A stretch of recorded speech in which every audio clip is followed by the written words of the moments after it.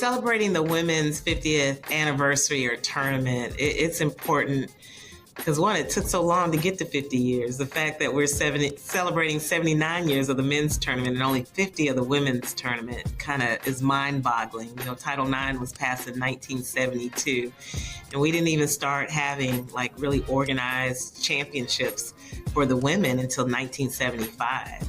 And so to celebrate this monumental year, it's important to let these women know their contributions to the game of basketball. Basketball has always been, for women, a strong sport. They just haven't had the same opportunity to have the exposure that we're providing for these women now in the game, from our media marketing all the way to our social media, all the way to learning her story. I think it's important that as we hashtag painting her story for this 50th anniversary, that we get an opportunity to really highlight why the women's game in the CIAA has been important and provided me a space to be a part of the history. I'm a former student athlete in the CIAA. I played at Hampton University 1987 to 1991. Played on the 1988 Women's Basketball National Championship. Now, I do have to tell people I never won a basketball CIAA tournament, which is like traumatic that I don't have a basketball CIAA championship, 2 volleyball championships, but to win a national championship with the women that I got to play with was an incredible experience as a freshman coming in 1988. There's only been 3 women's programs in the HBCU space that has ever won a national championship, and I'm part of that with Hampton.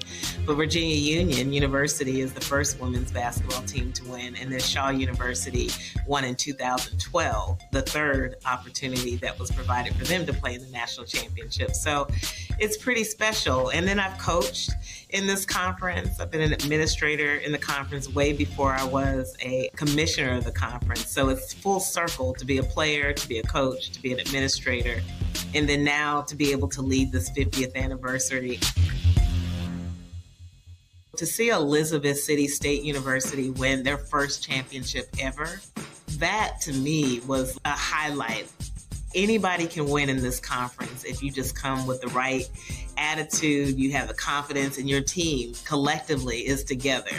And when you're not together, you might be that one game. Like I said, at Hampton, we were 33-1 that year. And the only game we lost was in the CIAA. And that's crazy. We were beating teams by 30 and 40 points, but lost in the CIAA tournament. So it just shows you that anyone who plays in this conference tournament, that what you thought you came in to be, sometimes that's not how it ends up. So to see Elizabeth City and Lincoln University's women, when you see teams that have never won the championship or almost there, it takes a lot of work and a lot of teamwork and good coaching and good support from our campuses for your teams to get that far. And so those are kind of the memories as the commissioner that I have. But my freshman year at Hampton and playing against Virginia State and Norfolk State and Johnson C. Smith and Central and Shaw, and St. Paul's, like, these women were ballers. Like, I thought I was balling in Colorado, but until I got to the HBCU space and start playing at Hampton and playing the schools that we played,